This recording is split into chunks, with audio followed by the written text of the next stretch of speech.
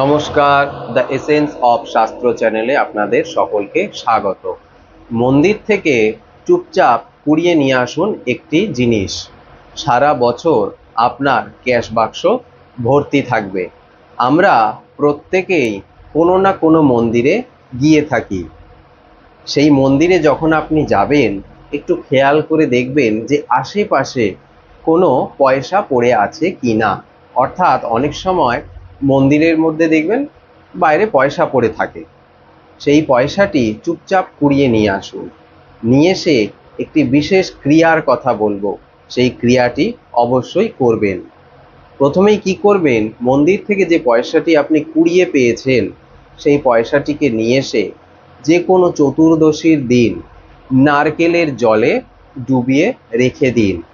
পরের দিন অমাবস্যা অথবা পূর্ণিমা যেই তিথি থাকুক না কেন, সেই দিন সন্ধ্যাবেলায় অর্থাৎ অমাবস্যা পূর্ণিমা শুরু হওয়ার পর, সেটি সন্ধেবেলা হতে পারে বা দিনের বেলা, অমাবস্যা পূর্ণিমার তিথিটা ভালো করে একটু দেখে নেবেন যে কখন শুরু হচ্ছে কখন শেষ হচ্ছে, তার মাঝখানে এই ক্রিয়াটি করতে হবে।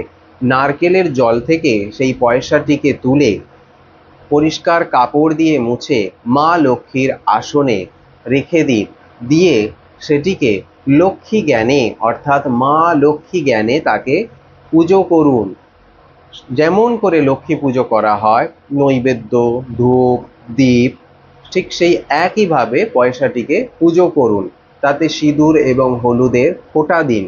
দিয়ে সেটিকে সারা রাত মা লক্ষ্মীর কাছেই রেখে দিন এবং পরের দিন সকালবেলা সেই পয়সাটিকে তুলে লাল কাপড়ে মুড়ে আপনার ক্যাশ বাক্সে, অর্থাৎ যেখানে আপনি টাকা পয়সা রাখেন, সেটি আপনার গৃহ হতে পারে, আপনার বাড়ির যেখানে টাকা পয়সা রাখেন সেখানে হতে পারে, যারা ব্যবসা করছেন, ব্যবসায়ী আছেন, তাদের যে ব্যবসার স্থান সেখানের ক্যাশ বাক্সে রাখতে পারেন। এর ফলে মা লক্ষ্মীর আশীর্বাদ সব সময় আপনাদের উপর থাকবে এবং আপনার ক্যাশ বাক্স সব সময় ভর্তি থাকবে। কখনোই আপনার অর্থের অভাব হবে না। প্রয়োজনীয় অর্থ সব সময় আপনার ক্যাশ বাক্সে থাকবে। এই ক্রিয়াটি করে নিন, জীবনে ভালো থাকবেন। ভিডিওটি এই পর্যন্তই।